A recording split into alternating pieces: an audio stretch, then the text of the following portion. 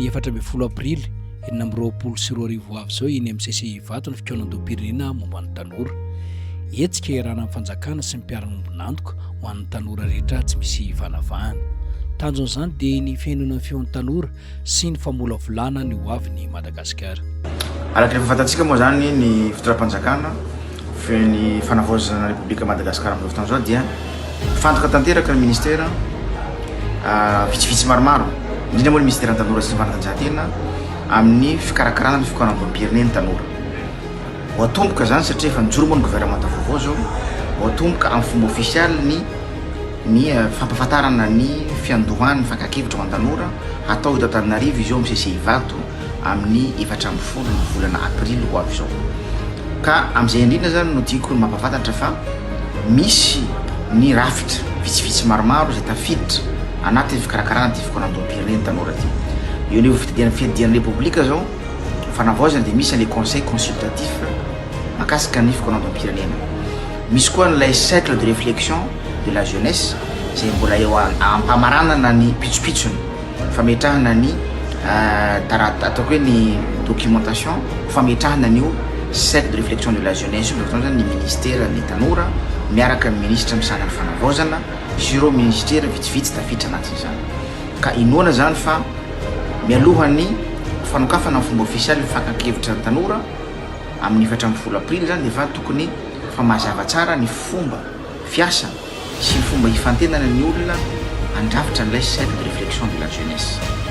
Ao anatin'izany koa zany ny ministère ny tanora sy ny fanatanjahantena dia nametraka ny komity mpikarakara. Io komity mpikarakara io zany misy komity mpikarakara national ary misy ny komity mpikarakara any amin'ny faritra manerana Madagasikara. Dia ny mandrafitra ny komity mpikarakara zany dia ao anatin'ao ny ministère 10 tafiditra anaty fikaonan-doam-pirenena tanora ty. Tafiditra anatin'izany ny solotena avy amin'ireo tanora na tanora mpitolona zany na ireo tanora ao anaty fikambanana maro samihafa, mpandara, mpamboly, mpiompy, manana orinasa etretra. Ny tanora tafiditra ao anaty sehatra ny ara-drazana, ny tanora mpisehatra amin'ny sehatra politika, ny mpanao gazety etretra hoe ireo sehatra rehetra misy tanora dia manana solotena ao anatin'ilay comité d'organisation. Dia ny mandrafitra azy fahatelo zany dia ireo solotena ny mpiara-mombonantoka amintsika na ohatsika hoe ny partenaire stratégique. Ireo zany no mandrafitra ny comité d'organisation manomana ary manamora ny fanatanterahana ny fankakevitry ny tanora manerana ny Madagasikara. Ny rarina zany dia mba ao anatin'ny 2 volana sy tampany, zany hoe any amin'ny farany volana Mai sy voalohandohan'ny volana Jiona no ho azo ny angon-kevitra rehetra na ny résolution nationale izay ho ataon'ny tanora malagasy.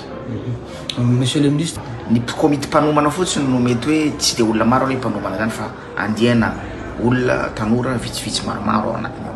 Fa ny tanora rehetra manera Madagasikara dia ho asaina satria hisy ny fampahafantarana ny communication large diffusion ho ataon'ny ministère ampahafantarana hoe ho atao ny fankakevitra atsy amin'ny faritra zao amin'ny commune zao satria manomboka amin'ny commune io mandeha ty amin'ny faritra dia mandeha ny angon-kevitra national. inona ny point mety maro samihafa moa sandra amin'izany tafiditra zany dia io resaka ny politika aloha. Tafiditra atin'izany ny fomba fitantanana ny Madagasikara, rafitra ny fitantanana ndara-panjakana, ny fifandraisana amin'ny sehatra tsy miankina, ny rehetra. Tafiditra anatin'izany ny fampianarana, tafiditra anatin'izany ny sosialy vahoaka, tafiditra ao anatin'izany mazava ho azy ny sehatra maro samihafa izay mandrafitra ny ho avy Madagasikara sy ny fanarenana Madagasikara. Ho dinihan'ny tanora daholo eo.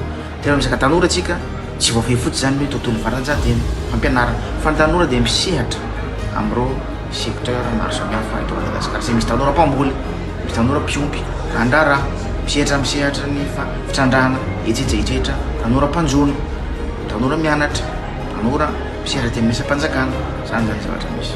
Tanora zany dia miandry ny loi de finance rectificative zany ny ministère satria efa mamolavolana ny technicien atao anatiny ato ametraka ho laram-pamehana ny fanohizana ny foto-drafitrasa izay navelany teo aloha tsy vita ary ny fanatsarana sy betsaka ny foto-drafitrasa potika makasika ny fanatanjahantena manerana ny Madagasikara.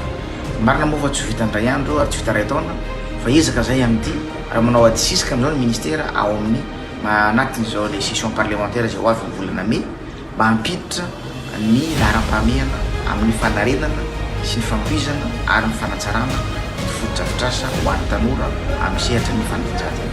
Zavatra misy ny gouvernement amin'izao zany nanosy ary nanamafy ny comité interministériel de la jeunesse, ny komity raisan'ny ministera ho an'ny tanora. Satria zavatra misy zany betsaka ny asa atao ho an'ny tanora any amin'ny ministère maro samihafa fa tsy hita le izy. Ary izay zany ny ampisaino komity raisana io zany voalohany handrafitra ny politika maika ho an'ny tanora, maika ao satria anatin'le concertation nationale tsika efa handrafitra ny politika hanavao ny politika pirenena ho an'ny tanora. Fa le politika maika le urgence anatina 3 mois. Dia ny faharoa manaraka an'izay zany ho ampahafantarina ny programme any amin'ny ministère tsirairay avy any izay mampiasa tanora, manome asa ny tanora ary manome sehatra ny tanora.